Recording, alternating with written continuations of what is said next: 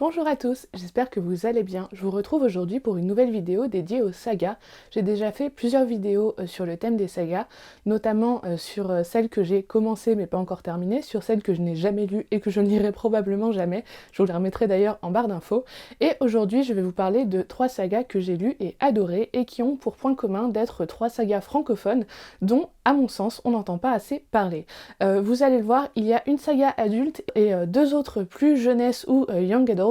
Mais si pour l'une d'entre elles ça ne va pas vous étonner, je pense que pour les 2 autres, vous ne les connaissez pas forcément, sauf si vous êtes vraiment féru du genre et que vous avez un petit peu creusé dans les librairies et les bibliothèques. Pour moi, ce sont de réelles pépites qui n'ont rien à envier au grand succès, que ce soit francophone ou anglophone actuel, et qui méritent vraiment d'être plus connus.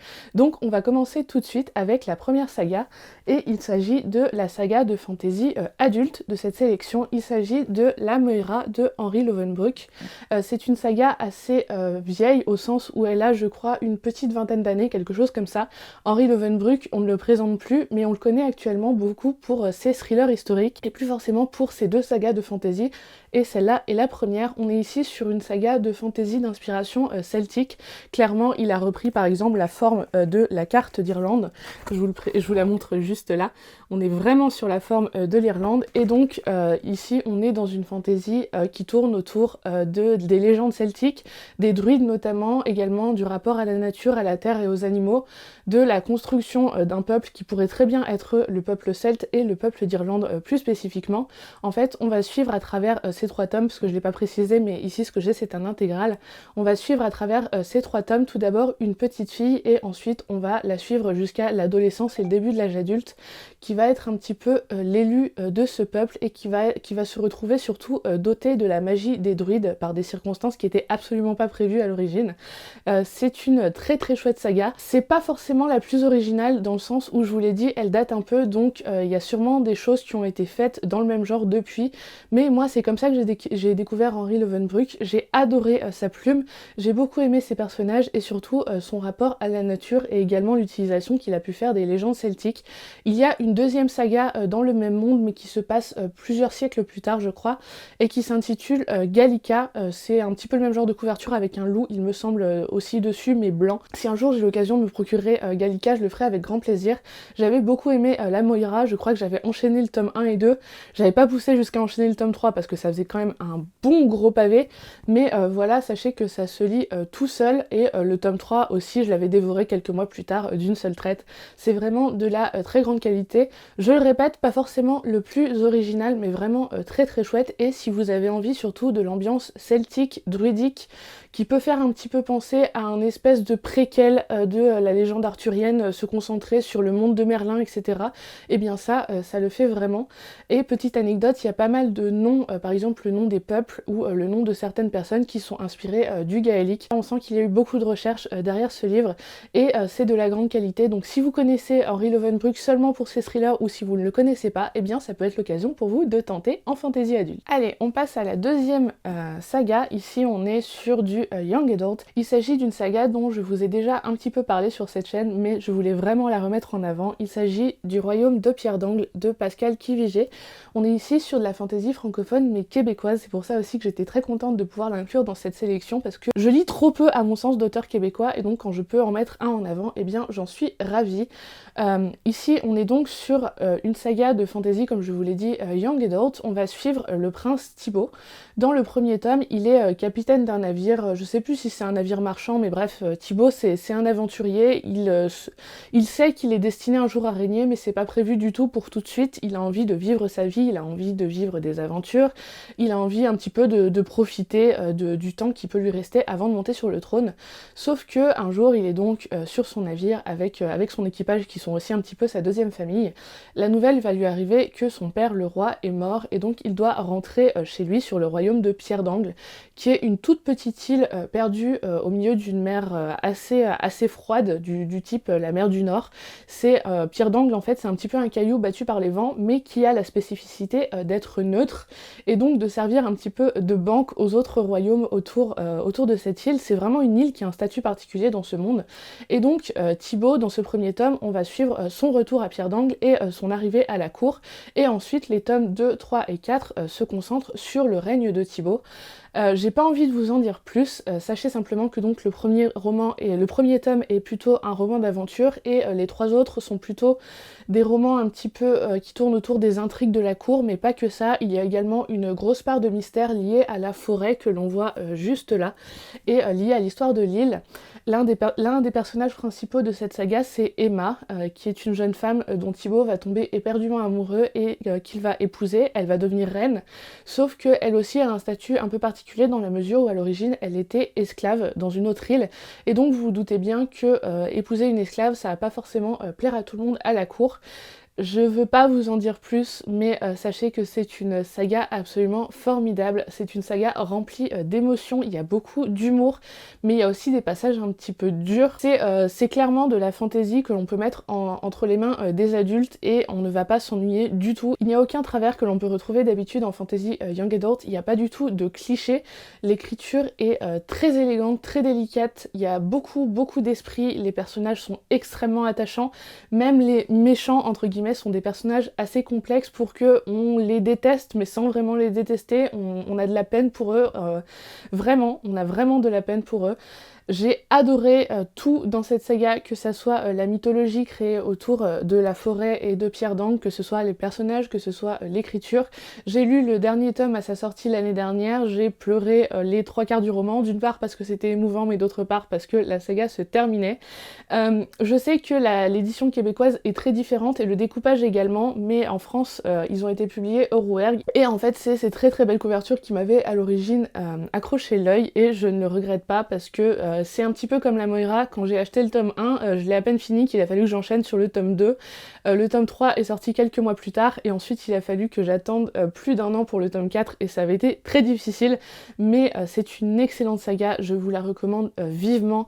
Si vous cherchez une saga qui soit à la fois remplie d'aventures et d'intrigues, qui pourrait faire penser un petit peu, quand je vous le présente comme ça, à Game of Thrones, mais qui reste young adult, donc c'est pas non plus ultra violent, c'est pas non plus ultra noir, sans être gnangnan, sans tomber dans les clichés et les chichis, eh bien celle-là est parfaite, je ne sais pas quoi vous en dire plus, c'est une pépite, c'est une merveille cette saga, c'est à la fois très doux et très dur, c'est à la fois plein d'humour, mais ça va aussi peut-être vous tirer les larmes, bref, lisez Le Royaume de Pierre d'Angle, c'est une saga à mettre entre toutes les mains à partir de 14-15 ans sans problème, et je le répète, même les adultes y trouveront leur compte. Je m'arrête là pour Le Royaume de Pierre d'Angle, mettez cette vidéo en pause, allez le mettre dans votre wishlist ou allez le réserver en bibliothèque, je ne sais pas, mais vraiment, honnêtement, donnez-lui sa chance, elle gagne à être connue. Et enfin, la dernière saga, ça va en faire sourire plus d'un, et vous allez me dire, mais celle-là, elle est ultra connue.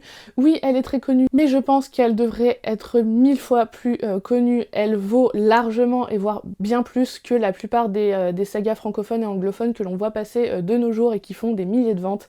Je n'ai que le tome 2 ici, c'est parce que l'intégralité de mes livres de cette saga sont chez mes parents et j'ai seulement celui-là suite à une erreur d'envoi par ma maman l'année dernière. Il s'agit de La quête des vilaines de Pierre Bottero avec ici le tome 2, Les frontières de glace.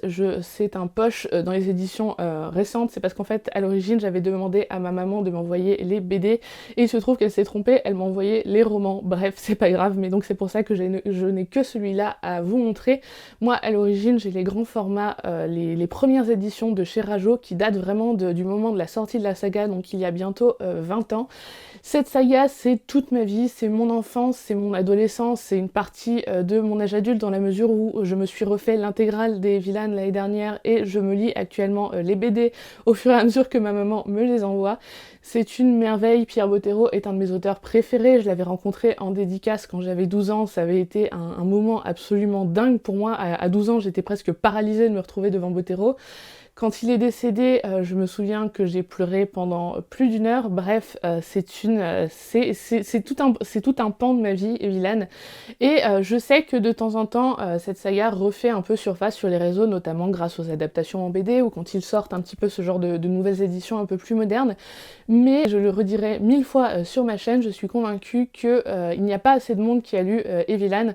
Et notamment, il y a peut-être des gens qui sont passés à côté de cette saga quand ils étaient plus jeunes, quand ils étaient ados, ados et qu'ils sont aujourd'hui adultes et qui se disent que ce n'est plus pour eux, eh bien détrompez-vous, croyez-moi, vous pouvez le lire sans problème, même en tant qu'adulte. À l'origine, on se situe dans notre monde avec Camille, qui est cette jeune fille juste ici, jusqu'au jour où elle va se rendre compte qu'elle ne vient pas de notre monde. Elle sait qu'elle avait été adoptée, mais elle ne savait pas de quels parents, et elle va basculer dans un autre monde, Gwendalavir, dans lequel elle a une place très particulière, et elle est surtout douée du don du dessin, c'est-à-dire que tout ce qu'elle imagine, tout ce qu'elle peut tracer, toutes les couleurs qu'elle peut envisager dans sa tête, tout ça se matérialise dans la réalité et peuvent produire de réels effets.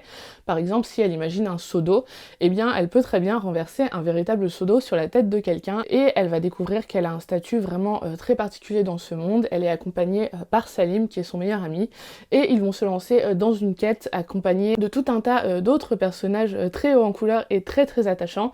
Ça débouche ensuite sur une deuxième trilogie qui est les Mondes des Vilanes, et ensuite, après cette trilogie, on a également le cycle d'Elana, qui est un des personnages secondaires de la saga principale, et enfin on a le cycle de l'autre, qui se passe plus dans notre monde et dans une autre temporalité, mais qui est aussi de très grande qualité. Enfin, il y a les Âmes Croisées, qui était censée être une nouvelle saga qui gravitait un petit peu dans le même univers qu'Evilan, sauf que Pierre Bottero malheureusement est décédé avant de l'avoir fini. Mais si je vous en reparle, c'est entre autres parce que là, bientôt va sortir une série animée sur la quête des vilaines, créée par les studios Andarta. Ils ont lancé une campagne participative l'année dernière, qui est donc terminée. D'ailleurs, j'ai reçu mes contreparties en France, j'attends que ma maman me les envoie, et cette série, je ne sais plus quand c'est qu'elle doit sortir, mais bref, elle est en très bon état d'avancement, et moi je n'ai qu'une hâte, c'est de pouvoir la regarder bien évidemment, donc c'est aussi pour ça que je me l'ai refait, pour pouvoir patienter jusque là. C'est une série de fantasy de grande qualité, là encore, elle date un petit peu dans la mesure où elle a une vingtaine d'années, mais elle évite beaucoup de clichés et beaucoup d'écueils des sagas qui sont parues plus récemment, donc c'est pour dire, c'est une saga assez moderne pour qu'aujourd'hui on n'ait pas tant à lui reprocher que les sagas qui datent de nos jours. Il y a beaucoup d'humour, on s'attache beaucoup aux personnages, ça fait partie de mes personnages de fantasy préférés, le groupe que l'on trouve dans cette saga. J'aime aussi énormément la plume de Pierre Bottero, il y a beaucoup de poésie dans son écriture, mais à la fois c'est très accessible, et en même temps c'est assez riche pour que en tant qu'adulte on ne s'ennuie pas. Je vais pas passer 10 ans à vous embêter avec cette saga, mais lisez-la, c'est comme Le Royaume de Pierre d'Angle. On pourrait croire que parce que c'est de la jeunesse, du young adult, en tant qu'adulte on n'a plus rien à y trouver, mais si, ne serait-ce que dans les personnages et dans la construction de l'univers, il y a vraiment beaucoup d'originalité, bien plus que dans pas mal de sagas qui sont publiés de nos jours. Donc voilà, c'est comme pour Le Royaume de Pierre d'Angle, mettez cette vidéo en pause, allez le mettre dans votre wishlist, ou allez regarder s'il est disponible dans votre bibliothèque, mais lisez du Pierre Bottero. Même si vous n'êtes pas des fans de fantasy, vous pourrez trouver du contemporain jeunesse et ado chez lui qui est de grande qualité. À la limite, si vous n'avez pas envie de vous lancer dans les romans, lisez les BD. Donc ça y est, l'adaptation de la quête est finie et ils ont commencé l'adaptation des Mondes des Vilanes. En parallèle, ils avancent également dans l'adaptation d'Elana. Donc je m'arrête là pour cette saga et pour cette vidéo. Écoutez, si je vous ai pas donné envie de lire au moins une de ces sagas, j'ai complètement échoué, j'ai totalement raté mon objectif. J'espère que au moins l'une de ces trois vous aura fait envie. N'hésitez pas à me dire laquelle dans les commentaires, n'hésitez pas à me dire si vous en aviez entendu parler ou si vous en avez lu au moins une de ces trois. Je vous attends donc en commentaire. Pensez, si cette vidéo vous a plu, à la liker, moi ça me fait très plaisir et ça aide aussi au référencement de YouTube. N'hésitez pas à vous abonner à la chaîne si c'est pas déjà fait, ou éventuellement à recommander cette vidéo ou cette chaîne à quelqu'un à qui ça pourrait plaire. Moi je vous dis un grand merci d'avoir regardé cette vidéo jusqu'au bout et je vous dis à très bientôt. Ciao!